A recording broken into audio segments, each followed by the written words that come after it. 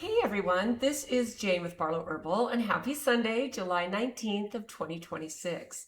Now, I thought this would be a really good day to talk about dreams. I have been having some very vivid, crystal clear dreams these last few months, but in particular in the last few weeks. And of course, I write down my dreams, I journal on them a little bit because I do believe that our dreams give us messages.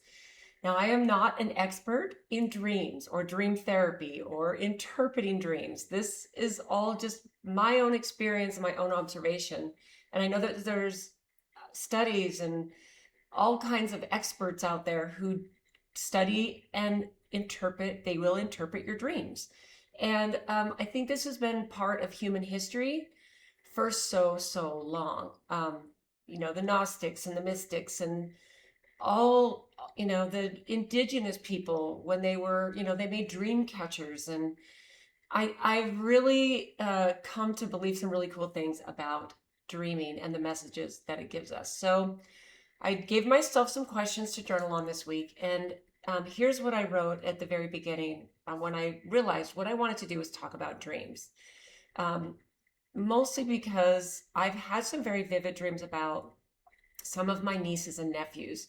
And these are now, they're adults, they have their own children, and I'm very close to many of them. Now, as you know, I have a ton of siblings, and I have a ton of nieces and nephews. And at this point, many of them are in their 40s, 30s, 20s, and some have teenage children, and they're dealing with all of the things that we all deal with when we raise a family, we have children, and especially the times that we're in where we have access to information. You have to really be careful what your kids get exposed to. But I've had some really vivid dreams about a couple of my nieces and nephews that I'm super close to, and I've been lucky to be close to over the years, not just from when they were little, but as they've been adults. It's been a really beautiful thing. So, and what's happening, what I'm finding is these are really spot on. I have these dreams. I'll reach out and I'll just say, hey, I was thinking about you, checking in with you. How are you doing? What's going on? And there's always something. And lately there's been some really big things that they've been going through. So here's some of my notes from the first part of my journaling. I realized that the visible world is not the whole world. I think we all know this. The human being is more than the personality that moves through this life. We're not just the personality. We're not just the ego. We're not just the identity. In fact, we're so much more than that, right? And then I realized this: a dream is not always a prediction. It's more than often a translation. I think it's translating what's happening in our lives. And it can give us so many beautiful answers if we will take the time to really sit with these dreams and maybe pick them apart a little. I think there's a lot of metaphors that are used in dreams. Dreams are messages from the unforgotten self, because we never, well, hopefully we don't forget who we are.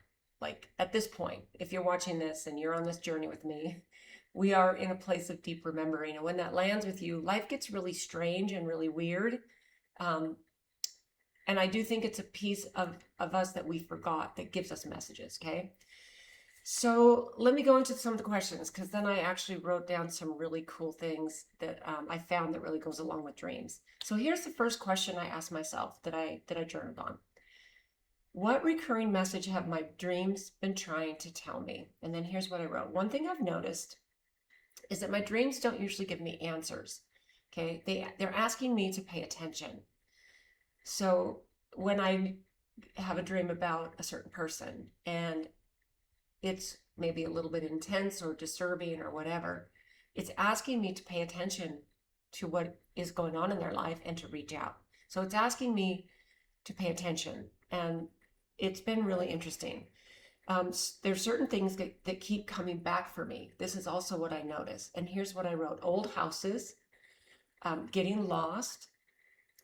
And this one is really big for me: finding hidden rooms. I'm a person who loved, and I love stories like The Lion, the Witch, and the Wardrobe, where there's a whole hidden world within a closet. And I've loved that since I was a young person. And I love thinking about alternate timelines and a sliding door with a hidden staircase. And so I do have a lot of dreams where I'm finding hidden rooms, and I think there's messages behind that. Um, Missing and reconnecting with people from a long ago. I do have these dreams. And what I realize is they seem to be asking me the same question. What part of myself have I forgotten? That is an interesting question, right? So I don't think these dreams are random. I think they're one of the ways that our deeper self gets our attention when life gets too busy. So when I get up and I hit the ground running, I'm really past a place where I do that anymore. But I do still find days where I have a super busy day and I literally take a shower, get into bed, and I haven't really had a chance to think. So I think our dreams are not random. I don't think dreams are random. I think they're one of the ways our deeper self gets our attention when life gets too busy. Um, the more I trust that, when I trust that feeling, I don't always know what a dream means right away, but what I have learned is I learned not to dismiss it. So I don't dismiss it anymore, which is really, really cool. In fact, I find myself contemplating pretty deeply, and it's really amazing what comes out. And then here's the next question. Where am I still asleep in my waking life? Okay, this one is super important, okay? I still spend too much time thinking about thinking I should be doing more. I still have moments of that. That is getting less and less and less the older I get. I think that's pretty typical.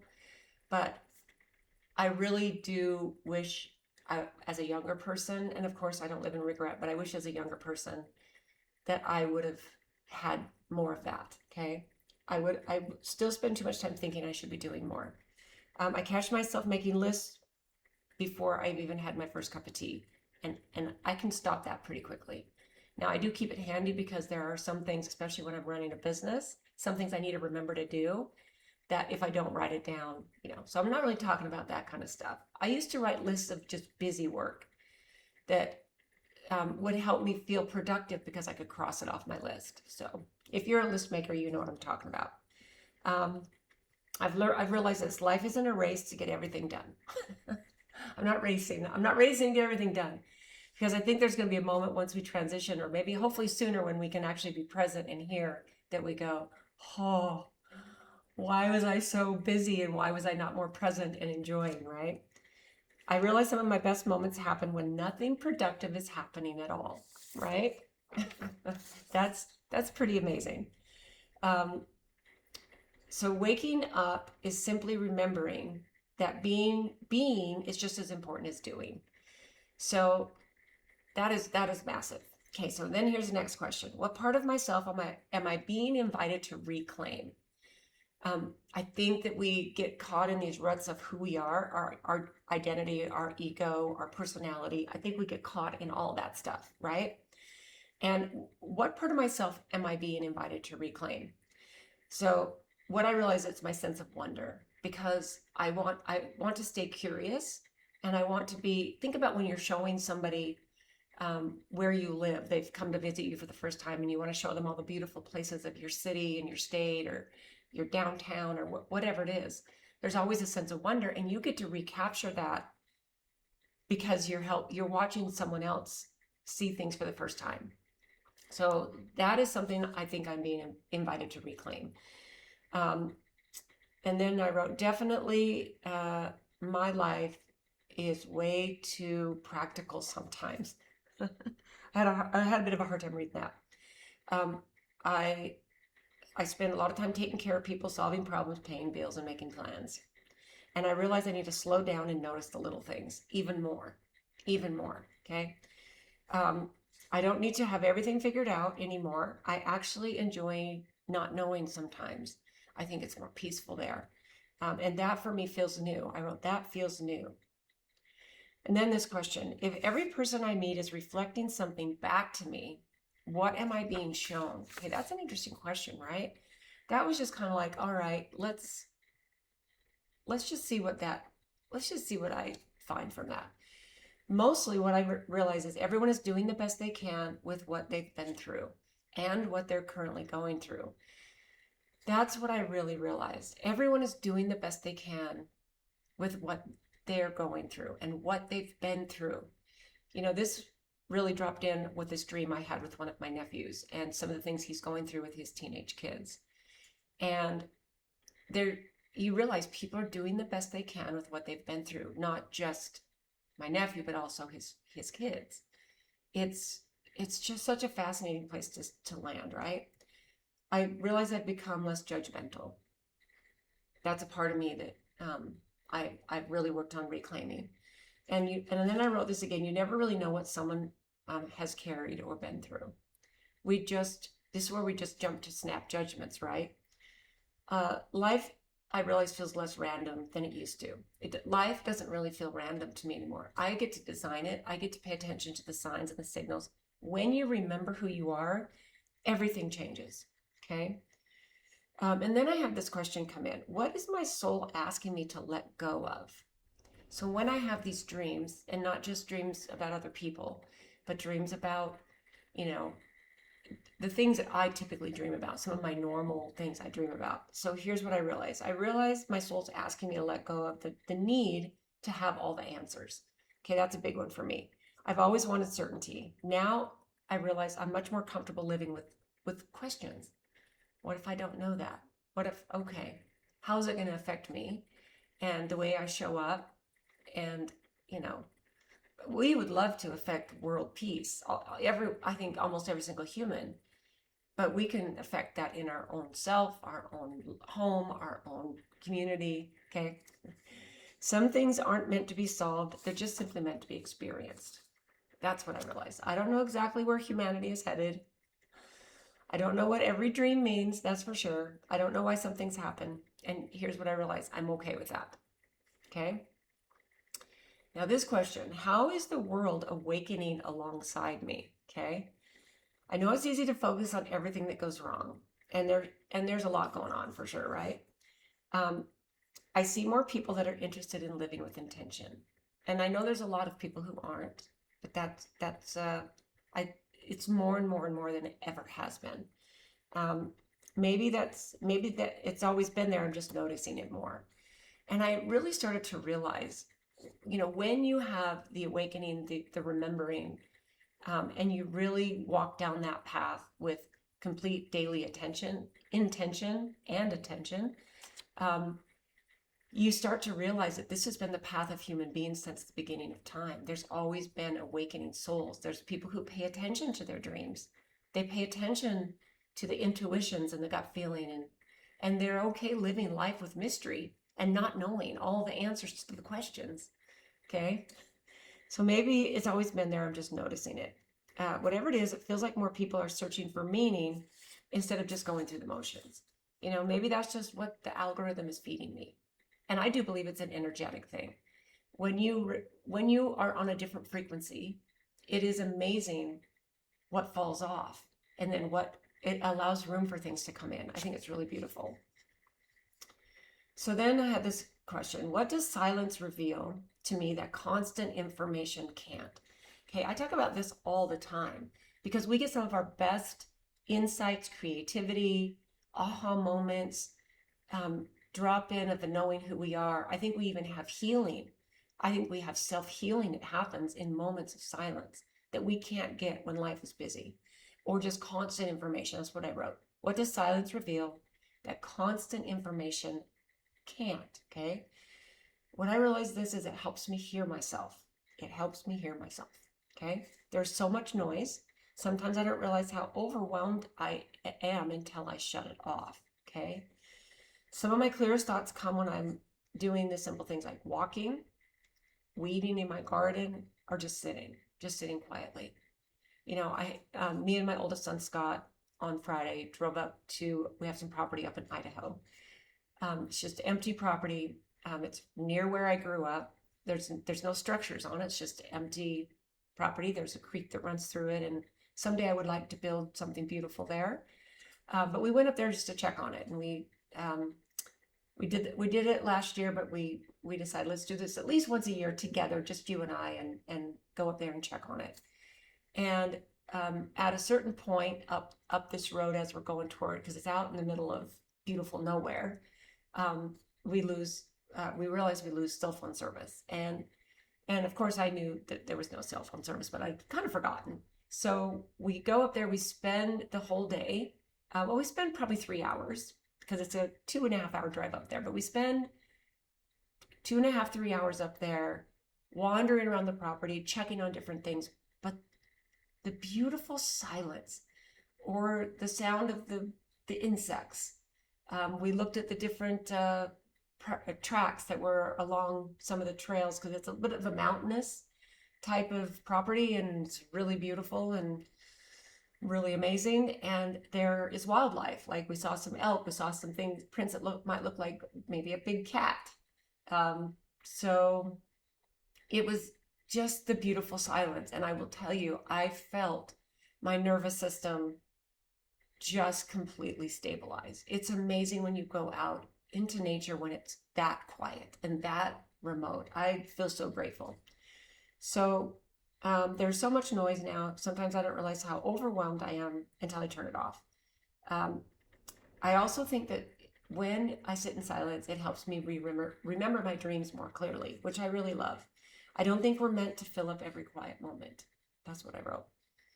So here's a really good question. If this season of my life were a dream, okay, what symbols would best describe it? Okay, so, and I wrote that because I have recurring dreams that happen, and I'm sure many people do. So I keep coming back to the image of me standing at the edge of a path that disappears into the trees. And to me, this is my need for certainty, and there used to be a tiny bit of fear around it. And I actually haven't had that for a while, but that is a recurring dream for me. So that seemed very symbolic. A long time ago when I first started having that dream, it would make me feel nervous. It's like any other dream you have that feels intense. And now it just, you know what, now it just feels to me, it just feels exciting, right? Here's what it also feels like. I don't know exactly what's around the next bend or what's through the path or, what's through the forest, but I don't feel like I need to anymore, right? Isn't that cool? So for the first time in a long time, I feel like I'm following my own path instead of the one I thought I was supposed to be on. This has dialed in the last couple of years. The path that I think we deny. We don't want to do the really hard things. We're afraid of blowing up our life for something that our soul knows we need to do. And it's very uncertain. But I believe, and from my own experience, the payoff is massive. And I know not everyone has the ability to really pay it. Maybe they just, I don't know what it is. They know that they're in something that's incongruent, or they're doing something that's incongruent, or it might be a job, it might be a relationship, it might be a situation you find yourself in, and the struggle to change it feels way too hard. And I think that this is where maybe some of the dreams come in, right? All right, and then this is the final question I wrote. What kind of ancestor am I becoming? Because as I find myself in this, where I'm at in life with the decades I've had and the people that I affect, and I'm even just talking about not just my posterity, but my nieces and nephews and my siblings and all the people. I was gifted with this big group of family, and there's ancestor things that have been happening for millennia for humans. So here's what I wrote. So when I asked the question, what kind of ancestor am I becoming? I wrote this: I hope I'm becoming someone who leaves people feeling seen. This is something I work on constantly, no matter who I'm talking to or how old they are. I have a 3.5-year-old nephew. My nephew, it's his son. And he is learning to ask a lot of questions right now, and he has a whole lot to say. And sometimes it's on repeat. Sometimes it's things over and over and over. But I get down on his level. And I listen, I respond, I look in his eyes, I make him feel seen. And this is not something I always did. This is not I am better than anyone who doesn't do that. This is just something that over the years, as I've done this with not just my nieces and nephews, but now their children and my own grandchildren, this is something so beautiful to pass on to your ancestors. I think from my experience, there's nothing more beautiful than watching people know that they're seen. And I talk about becoming a good listener. I talk about this all the time. I think it's really important. So then I wrote this: I hope my family remembers that I stayed curious. If I'm wrong about something, I'm gonna say, oh wow, that's crazy. Let me hear more. Let me learn more about that. I no longer dig into anything that is an opinion or something I think I learned that I know. And then I've also realized where I can pick my battles. If someone says something that's contrary to what I know and believe, maybe for me is absolute truth, I no longer feel the need to correct them. We all get to have our own truth, right? So I hope my family remembers that I stayed curious. I kept learning. I wasn't afraid to change my mind when I learned something new. I hope that they remembered that I laughed a lot. Now, this is what I'm working on, because I can take life so seriously, and I can get stuff done. And I'm the one you want a project done. You want something. I can do it, and I can do it fast. I can do it efficient. I can do it. And I don't, and I'm not, again, I'm just simply saying, I need to find more joy. And I have been talking about this lately. So I hope they remember that I laughed a lot. Okay. So I'm writing this so I remember that I loved deeply, and I didn't let a difficult experience make me hard. Okay. I'm working on the laughing part more. Most of all, I hope they know that life is worth paying attention to, because every day has something to teach us if we're willing to notice. And I think, honestly, that's probably what our dreams have been trying to tell us all along, right? So then I found this. This is really interesting. So this is not from my journal. This is just something I found. To say that dreams give us messages is to extend the idea into every aspect of human existence. So think about this. In the body, dreams may express stress, illness, desire, fatigue, or a neglected situation. Think about your health. This one is really huge. And this has been a part of my experience, not just with what I do, but because I have been so in tune to my body. So I don't only pay attention to what my dreams tell me, but I pay attention to what the waking moments tell me. And I think that that's something that many more people could pay attention to, is your waking moments are also giving you messages, but we're to quote, quote, asleep as we walk through our day. And I think we all have levels of that. So part of the dream messages are in your body. In relationships, dreams may reveal attachment, resentment, fear of abandonment, hidden longing, power imbalance, or the parts of another person that have been absorbed into your own psyche. Interesting, right? And then in work, dreams may expose alienation, ambition, purposelessness, suppressed creativity, or the conflict between livelihood and vocation. Okay, interesting, right? Politics. Dreams may show how collective power enters the intimate imagination. Thought that was a fascinating way to put it. And then in religion, they may test whether belief has become a living experience or merely inherited language. I love that. And then in sexuality, they may reveal both desire and the deeper longing for union. I love how this is covering all of the bases, right? In grief, dreams may allow the dead to remain psychologically present. I find this to be very, very true. Whether they're understood as memory, symbol, spirit, or mystery, right? Isn't that cool? In creativity, dreams may become a workshop in which the conscious mind no longer controls every outcome. Oh, I love that. And then the final one, in death, they may function as rehearsals for surrender, teaching the ego that transformation often feels like disappearance before it feels like renewal. Because I believe that that is what death is. It's just a renewal. So then I wrote this, and this is my own words.